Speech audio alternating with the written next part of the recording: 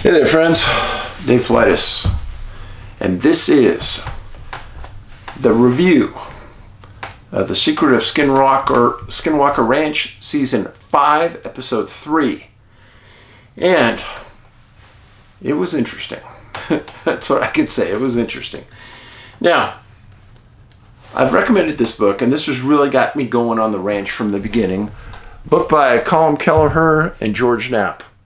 The Hunt for the Skinwalker has to do with things that happened on the ranch when Mr. Bigelow's team went there and what the ranchers said before Bigelow's team got there. That's one of the top 10 books I think I've ever read. It's that good. And that's kind of where I got my knowledge base for the ranch. So when the show started today, I started to think, in all of the big projects I've ever been on, business-wise, police-wise, research-wise, we always had a mission statement. I've never seen one coming out of a team at the ranch. And I'm not sure why. Mission statement keeps you focused on your main task. And another question I have is, what's the goal of the research? Some of you may think, oh, that's crazy, Dave. What are you asking? Yeah, of course they want to figure out what's going on at the ranch. But what is the goal?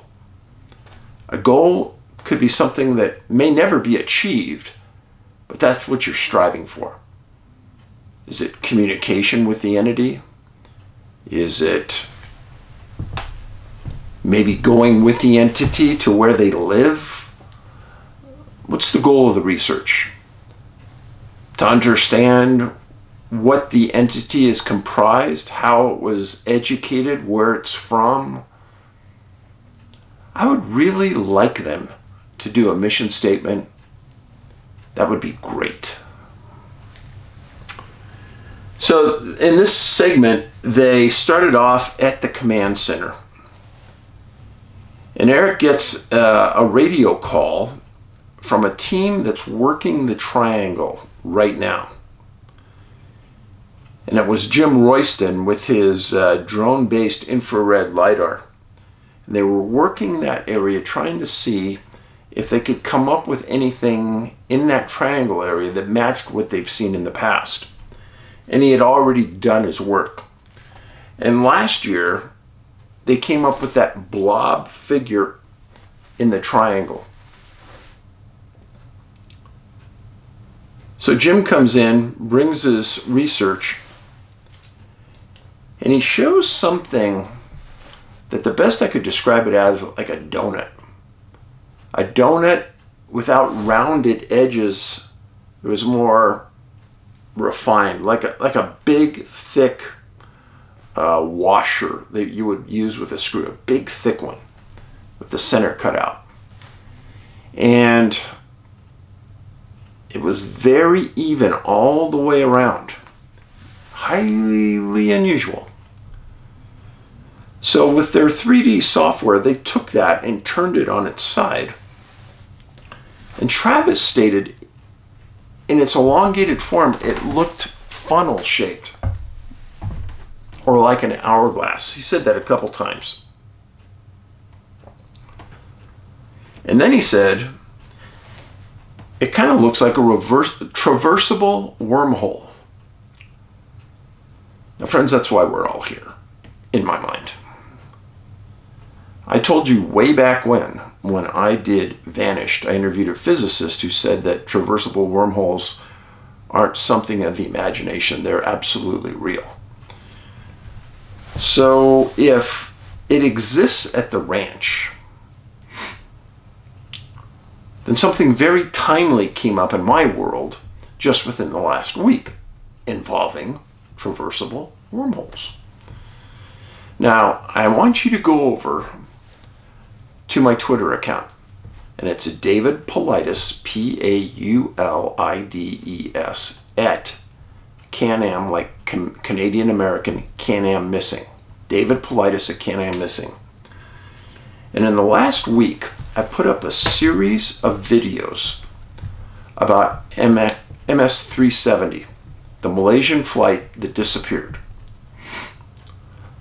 In 2014, there was a video that was released that supposedly showed MH370, did I say MS? MH370 disappearing, and this video shows orbs circling it. And these videos were supposedly taken from a drone and from specialized satellites that the US possesses. Now I got onto this because it was talking about traversable wormholes. And there's a lot of our absolute garbage on the internet saying that these videos have been debunked.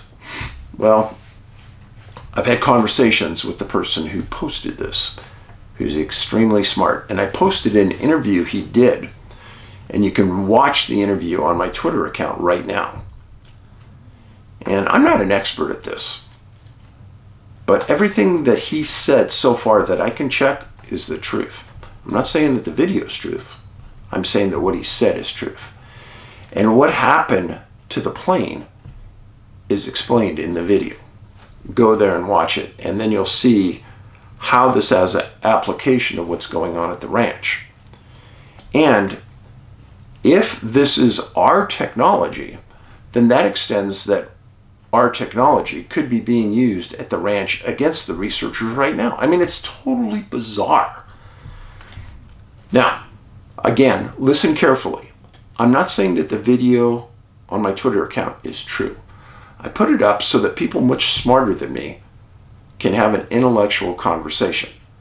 Now, don't go pointing to other posts on YouTube saying that this is a hoax, because I've looked at almost all of them, and 99%, as far as I can tell, aren't telling the truth. And I'm sure that if this video about MH370 was true, intelligence agencies would not want it out. Or maybe they did want it out because it really puts other nations on notice if we have that technology. Now let's go back to the ranch. But check out that video on my Twitter account. So when Travis turned this with their software, they wanted to know is if this was a wormhole, and again, it had a big center section cut out, then could this be causing all of the problems at the ranch? So Travis and Eric make an edict that they're going to send the team out there to the mesa right now, since obviously this entity is active, and they're going to apparently try to tweak it to make it respond. This is the part I wish they would explain. Okay, so they're going to shoot rockets up into it. What do they want to happen? They don't say.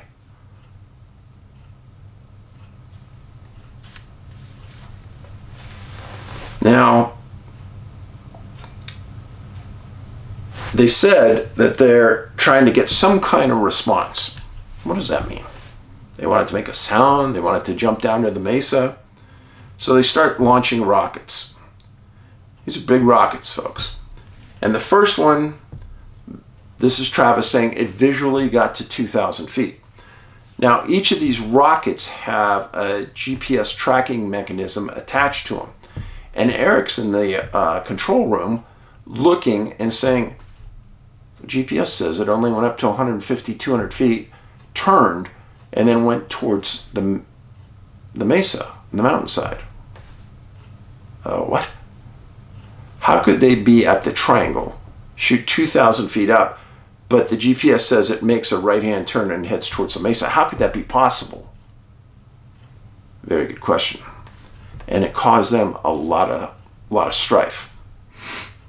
So they said, well, the GPS isn't matching the flight path, and they aren't quite sure how that's possible.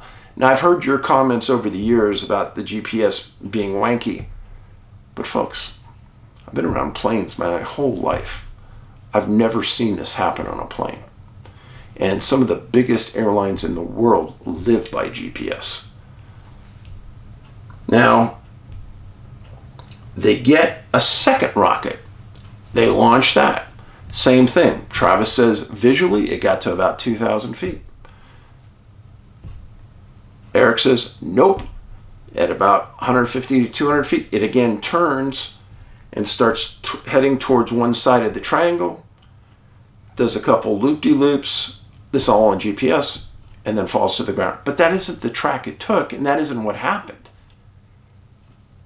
So how could the attached GPS to the rocket be transmitting messages like this unless the entire GPS has been overtaken manually by something somewhere else or someone else and is manually making us look at data that's incorrect?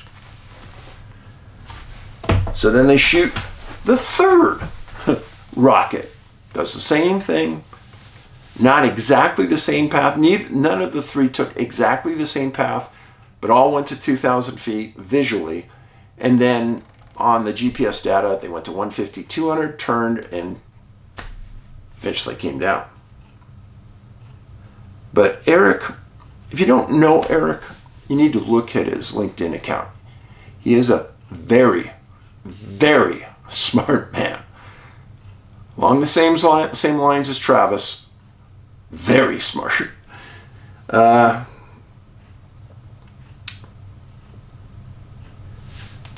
They kind of got frustrated.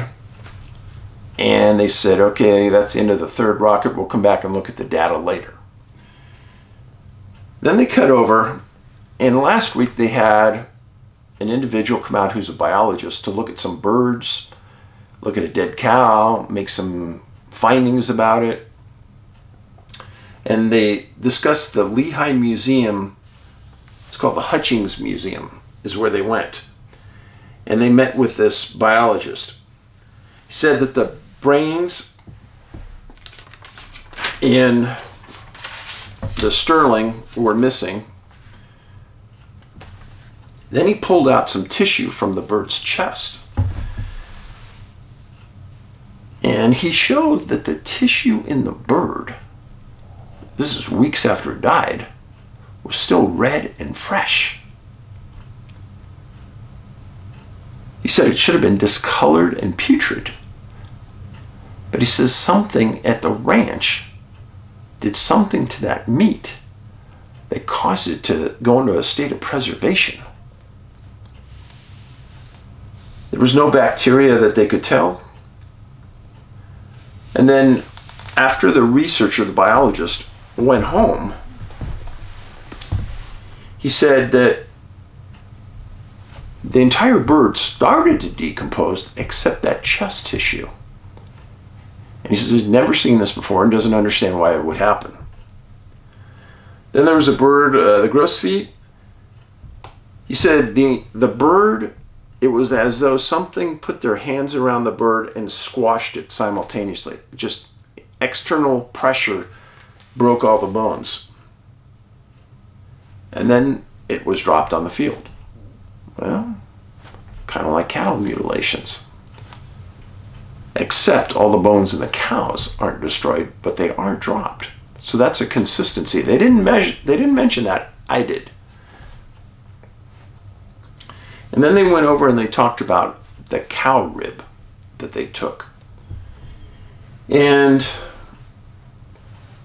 there was a tooth mark.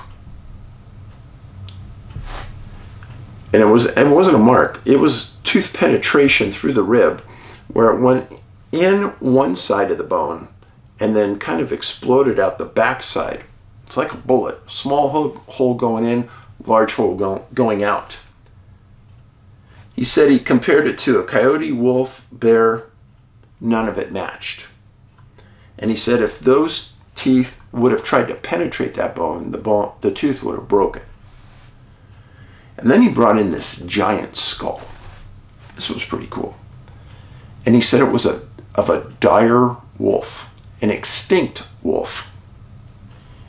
And he showed that the canine of the direwolf was a match to the hole in the cow's rib. The direwolf, he explained, is extinct. So what is an extinct species possibly doing at the ranch? Now, logically, if you're around a group of researchers, that really isn't scientific proof that the direwolf is at the ranch. Hole matches the two sides of a direwolf. Well, that's interesting. But what's even more interesting is that the person who owned the ranch before Mr. Bigelow was the Sherman family. And Mr. Sherman alleged that a direwolf was on his ranch threatening his livestock, and he shot it.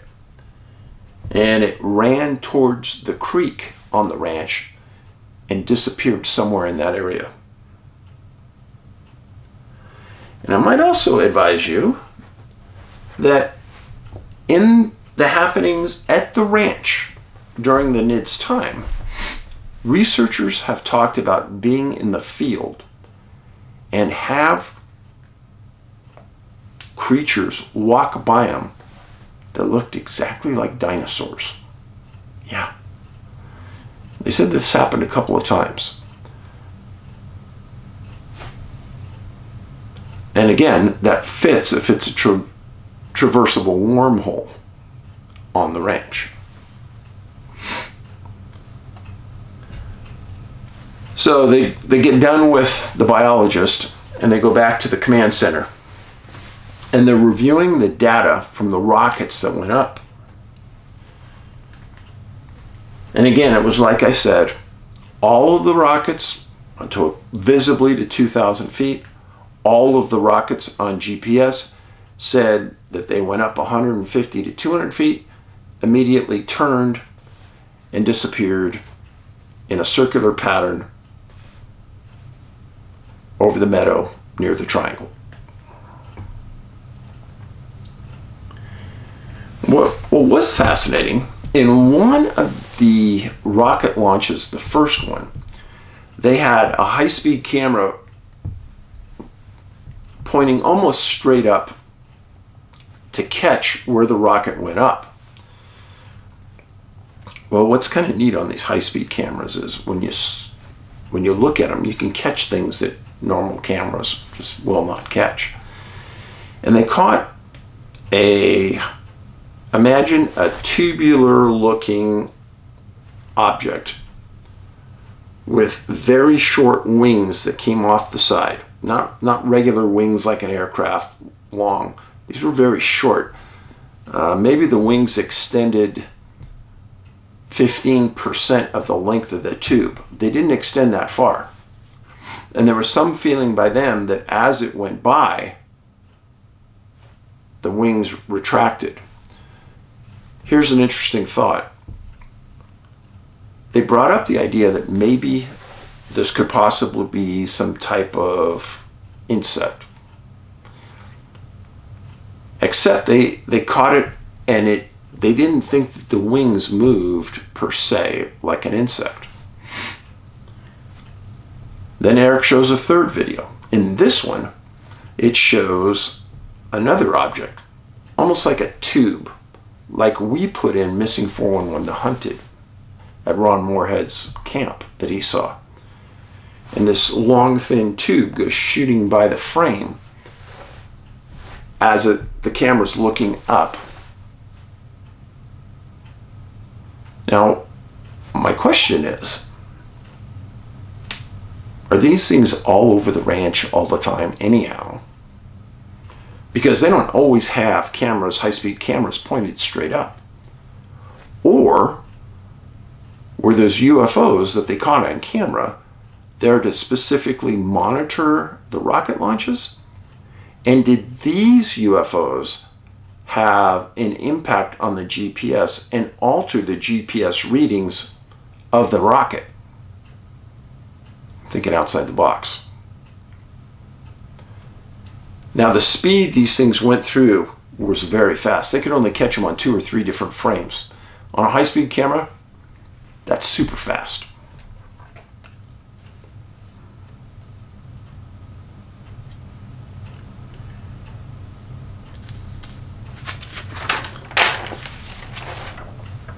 I tend to think those UFOs are always on that ranch, flying by, doing something, going somewhere. But they're so fast and they're so small that we can't see them with our eyes. So maybe what they need to do is put these high-speed cameras around different parts of the ranch 24/7. But the issue with that, trust me, I know about this, the issue with that is that you have to have a team dedicated to reviewing all that footage you're going to have 24/7. And that's an overwhelming task. Which gets back to, what would be the intent? What would be the need to know if these things were flying all over the ranch all the time? If you're not interested in them, then why do it? But it goes back to the mission statement. What is your goal? Now NIDS, I'll tell you this because I know it, NIDS' goal was to understand the propulsion systems on the UFOs they observed.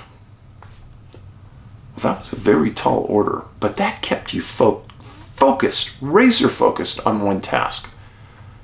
UFOs, how fast they would go, and what type of propulsion systems they could be using. Here, I don't hear a goal.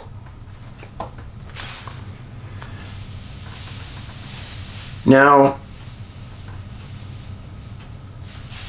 Travis was saying that this area is sitting over a magnetic anomaly. Magnetic anomaly. And they decided that they're going to get into the creek that runs through the property. The creek is about, widest point 12 feet, 15 feet, deepest point 4 or 5 feet. It's black, murky water. And the time that they're in that creek, it was flowing pretty decent. But you couldn't, the footage I saw, you couldn't see 4 inches in the water. It was so dirty. But this creek meanders its way through the ranch. And the guys decide that they're going to put some instruments on a kayak, put on some fishing waders, and wade the creek as a foursome all the way up.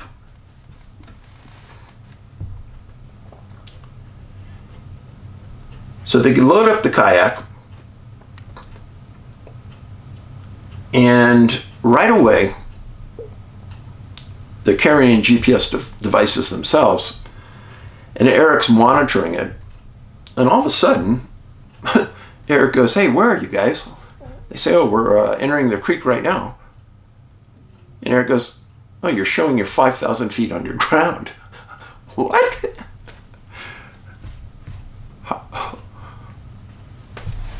What does that mean? How could data be manipulated like that? And is there some targeted device that's specifically picking out the GPSs that are in that area? I mean, Travis and Eric are super brilliant guys. And I was hoping that they would say something about their theory about how this could be happening, but they didn't.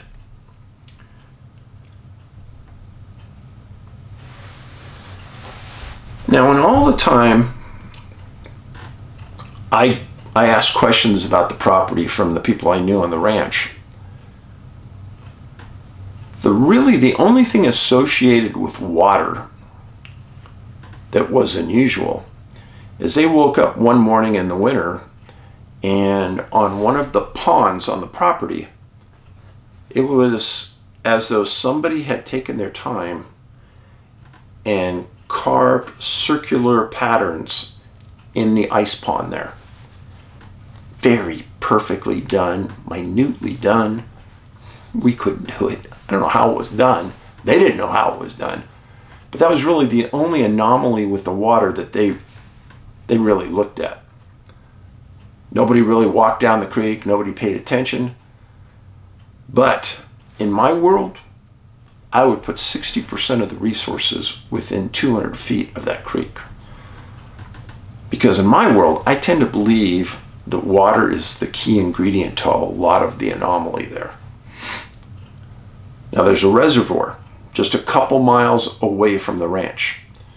And there have been strong indications that that reservoir plays a key role to what is going on at the ranch. It's called Bottle Hollow Reservoir. So they start walking down the creek, and right away, the Trifeld meter, which picks up energy spikes, showed 0 on the water. And they all acknowledged how strange that was, because they would get energy spikes anywhere on the ranch. But on the water, nothing. Not normal. And then they're walking down, and they get to a small part, and they're looking at a bush that has a cut off branch to it about that thick. And it was cut off. You could see the cut marks on the end of the branch. And then around the perimeter of this, there were slight burn marks. And they made a big deal about this. Similar to the time they made a big deal about the fence post that was burnt. Now, they didn't know if that fence post was burnt before it was a fence post, like on the side of a tree. But they made a big deal about it. And I don't know if this was all filler or it was outside my pay grade and I didn't get it, but I never got it. Now, they were going to take this plant that they cut off the burn marks and send it to a lab. I'm interested where they're going with this, because I don't know where they're going. So the 4 guys are walking up the creek, kind of tandem, and they come across a little area where it looks like it's a blowdown on the creek, and they're floating in the water is the carcass of some type of dead animal. It was very hard to tell how big the animal was because it was highly decomposed, but I would say the head on the thing had to have been this big, because they took one of their sticks and they picked up the face of it, and it had large canine teeth.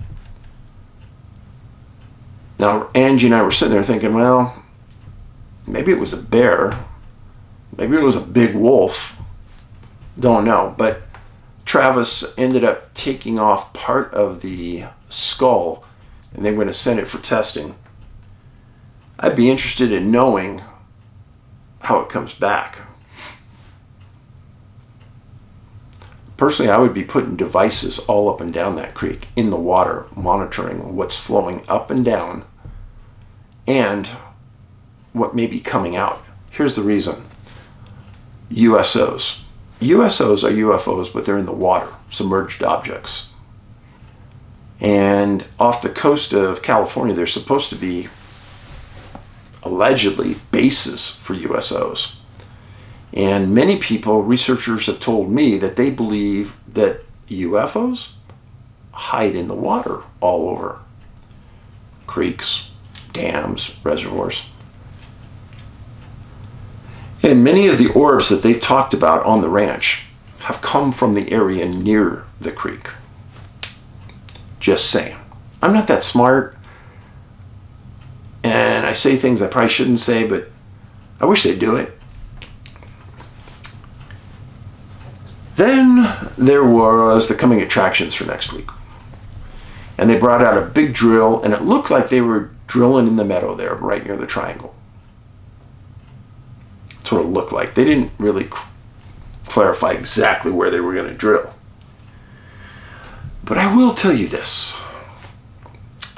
When the Shermans bought the ranch, who owned it before Mr. Bigelow, they had a clause in their deed that said that they couldn't dig in the ground around the ranch. And I asked some people why they thought that was there, and nobody knew. But if you go back to earlier seasons of this series, they did try to dig before. And if you remember, tractors failed, engines failed, nothing worked. So now they're going to try a big drill. And it looked like they're drilling straight down. It looked like it. I may be wrong. But I asked the people involved in the purchase by NIDS if they had the same clause that they couldn't dig, and they said they didn't, as far as they knew. Would I be digging there? Oh yeah, I'd be digging. That would have been one of the top 3 things I would have done. I would have put probably 10 test holes in the meadow out there near the triangle, maybe even all the way around the triangle, and then put devices down there to test for movement and test the water content below to see what type of metals are down there. I think it's really important. So I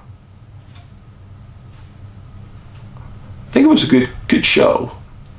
It was interesting. I enjoyed it. I don't think they captured as much super interesting data as they have on past shows this year in the first 2, but I enjoyed it. I would have watched it. And I hope you do too. Remember, get over to my Twitter account, David Paulides, Paulides, at Can-Am Missing. And remember, right here we have 600 videos of missing people. 602, I think, right now. Videos of missing people right on this channel that match the profile of Missing 411.